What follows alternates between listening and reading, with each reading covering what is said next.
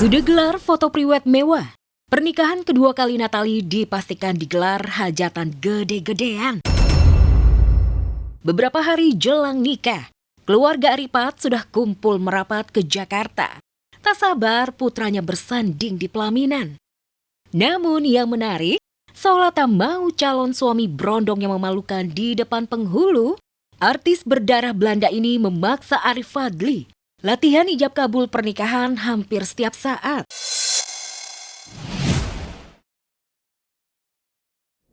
Apa yang dilakukan Natalie semata-mata karena ingin calon suaminya tampil sempurna di hari bahagia. Maklum, ini pengalaman pertama Aripat menikah. Jadi butuh latihan dan bimbingan dari Natalie yang matang pengalaman untuk urusan pernikahan. Jauh sebelum memutuskan menikah awal Juli ini, kisah asmara Natalie dengan Aripat menuai sorotan. Maklum saja, baru pacaran hitungan bulan, langsung gas ke pelaminan. Apakah karena Aripat berondong dan kaya, seperti doanya saat umroh? Warganet pun riuh tak henti menggunjingnya. Namun alih-alih tersinggung, Natalie justru super santai. Bahkan sengaja buat parodi untuk tanggapi isu miring yang menerpanya. Itu Natalie tuh udah laku sekarang. Itu cowoknya berondong ya? Berondong. Pangan ASEAN itu si Ajang-Ajang Aduh, itu. iyalah dia sama aja. Jadi. Iya, ditinggal-tinggalin mulu ya. Lepas dari kisah cinta Natalie dan Aripat yang berlangsung singkat, tapi jodoh tak bisa diukur dengan beberapa lama usia pacaran. Juli ini bakal jadi hari bahagia Natalie dan Arif Fadli. Apalagi kabarnya sang mantan suami Sule dan Putri Delina siap hadir. Bahkan Putdel siap jadi salah satu pagar ayunya. Reputasi dan nama baik tercemar, Sarwenda sibuk bersih-bersih diri. Setelah mendatangi Komnas Perempuan dan KPAI, kemarin Wenda mendatangi Polres Jakarta Selatan. Ia serius melaporkan beberapa akun media sosial yang dinilainya sudah menyebarkan fitnah.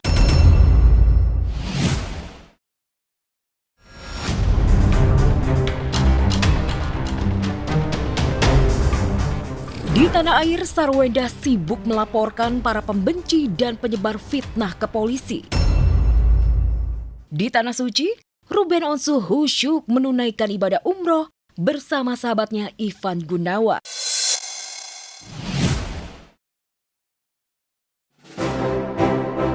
Bilang sep, udah.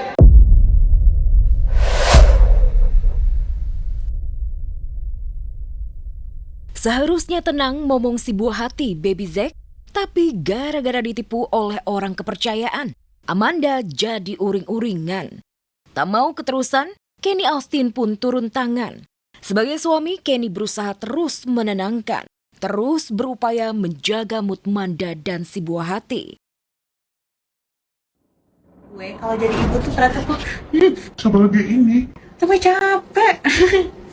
Iya sayang. Aslinya kamar sampai nggak keluar Ya, itu. untungnya sih enggak sih, semuanya aman.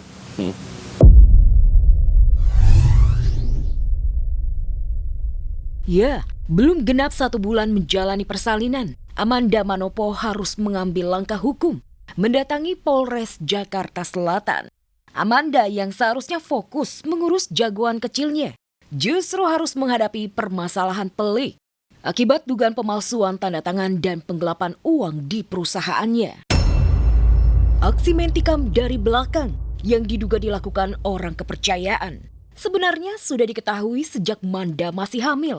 Namun demi keselamatan dirinya dan bayinya ketika itu, Amanda memilih diam. Tapi kini ia siap menempuh langkah hukum, menyeret si pengkhianat di jalur hukum. Ya pastinya sekarang aku dan perusahaan aku atas nama PT aku ini sudah dijaga sekarang gitu. Jadi buat oknum-oknum yang masih di luar sana, pasti secepatnya kalau misalkan masih membuat narasi atau masih melakukan perbuatan yang menurut saya tidak nyaman untuk keluarga, pastinya saya akan turun tangan bersama Mas Hendy. Tak sedikit selebriti yang jadi korban tipu daya orang terdekat. Siapa sangka Amanda ternyata jadi salah satunya. Terlebih bukan hanya uang perusahaan yang diambil. Amanda juga menemukan bukti bahwa pelaku melakukan memfitnahnya di media sosial. Sayangnya Amanda masih enggan belak-belakan identitas orang terdekat yang tega menikam dirinya dari belakang. Ada bukti CCTV juga ya? Ada. Bisa kita lihatkan ya? Ada banyak sekali bukti-bukti lewat dari sosial media. Makanya ini nggak hanya satu oknum aja, jadi ada banyak. Jadi mendingan makanya saya untuk pertama kalinya ada di media dan datang ke kantor polisi dan dipegang sama Mas Sandy karena saya rasa udah cukup banyak. 2 tahun baru sadar ditikam orang kepercayaan. Istrinya Kenny Austin ini memilih langkah tegas. Pantang memaafkan dan siap menjebloskan pelaku ke penjara. Pekan ini Manda direncanakan resmi mempolisikan pelaku. Lantas, berapa sebenarnya kerugian yang diderita Amanda? Benarkah hingga miliaran rupiah? Wah, itu tergantung perasaan kayaknya. Maafin nggak ya? Nah, itu nanti deh. Kita harus lakuin ini bareng-bareng untuk anak kita, gitu. Dia udah bener-bener banget lihat nih ya. Bis kita dari Hanania. Influencer dan selebgram Karinovilda alias Aukarin akhirnya datang memenuhi panggilan penyidik Polda Metro Jaya untuk dimintai keterangan dalam kasus dugaan penipuan dan penggelapan uang 12 miliar yang dilakukan Hanania Travel. Aukarin yang tinggal di Melbourne, Australia, rela terbang jauh ke Indonesia karena kabarnya kalau tidak kooperatif dan segera hadiri pemeriksaan, polisi akan menjemput paksa. Lantaran Aukarin sudah berulang kali minta diri schedule jadwal pemanggilan. Memang saksi influencer Aukarin dipanggil dan dijadwalkan oleh yang bersangkutan untuk beberapa kali pemanggilan, jadwal di reschedule dan hari ini. Mau meluruskan dan juga kita mau kerjasama dengan pihak kepolisian agar para korban bisa mendapatkan hak-haknya kembali. 2 tahun lalu, Aukarin senyum bahagia bisa umroh bareng keluarga dan sahabat sambil pamer menikmati fasilitas mewah yang didapatnya.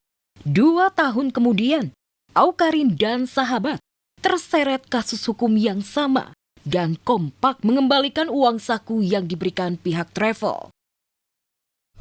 Itu adakah aliran dana atau apapun itu, apakah uang segala macam itu untuk endorse kita dari jemaah atau apapun itu, kami tidak tahu menahu. Ganti hidung, ya dipikir hancur. Terima kasih.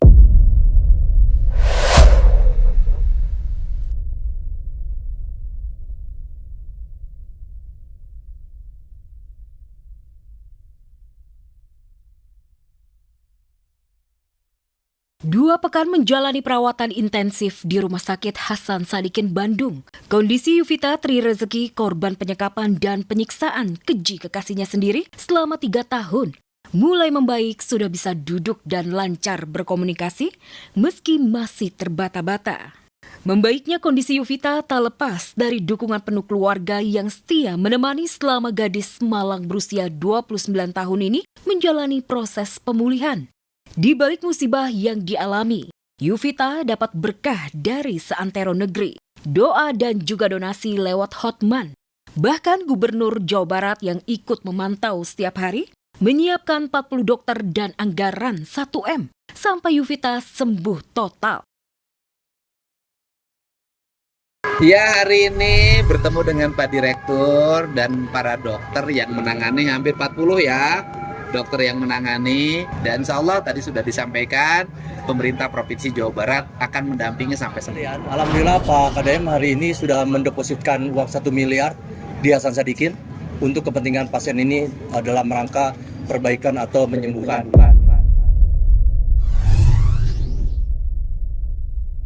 Sayangnya, impian Yuvita bisa menjalani operasi rekonstruksi wajah yang rusak akibat tangan keji Taufik Hidayat tak bisa berlangsung cepat. Pasalnya saat ini 40 dokter yang dikerahkan pihak rumah sakit masih fokus membersihkan infeksi akibat luka yang dialami Yuvita terlalu lama, 3 tahun. Tim medis memperkirakan gadis korban kekerasan pacar asal Priangan Bandung itu bisa sembuh total dan cantik seperti semula. Butuh waktu 1 tahun. Karena infeksinya udah terlalu lama, dan itu begitu datang kami sudah tidak apa-apa lagi, langsung, karena itu bisa sepsis, jadi umumannya bisa menyeluruh masuk ke darah sehingga bisa meninggal. Jadi sekarang lagi fokus untuk meredakan infeksinya ya. 2 minggu ini sudah ada perbaikan tapi belum sempurna, jadi belum habis ininya. Jadi kami belum bisa mulai mengoperasi atau rekonstruksi tadi ya.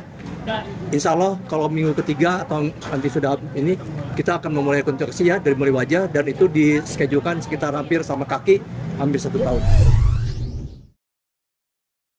Pernyataan dokter terkait Yuvita bisa kembali normal mungkin mengubur dalam-dalam mimpi Yuvita untuk bisa cepat tampil menawan seperti 3 tahun lalu, seperti saat belum kenal Taufik Hidayat.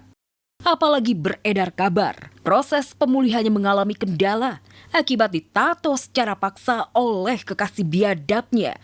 Taufik ternyata mentato nama dan wajahnya di sebagian tubuh Yuvita sebagai tanda cinta.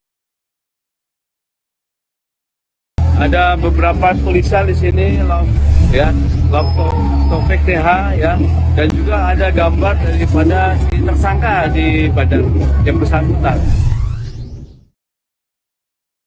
Yuvita harus menanggung nestapa akibat tanda cinta dan kelakuan bengis Taufik Hidayat. Layaklah seluruh dunia mengutuknya. Yang mengejutkan, terkuak pula bahwa pelaku pernah datang ke rumah Pakuan, kantor Dinas Gubernur Jawa Barat, sehari sebelum ditangkap. Kepada polisi, Taufik rumah dinas Kang Deddy Mulyadi karena dicekam ketakutan. Ketakutan jadi buruan seantero negeri. Buntut sayembara 250 juta untuk siapapun yang menangkapnya. Kedatangan Taufik terekam CCTV pada pukul 4 pagi. Tapi karena mencurigakan, diusir oleh petugas keamanan.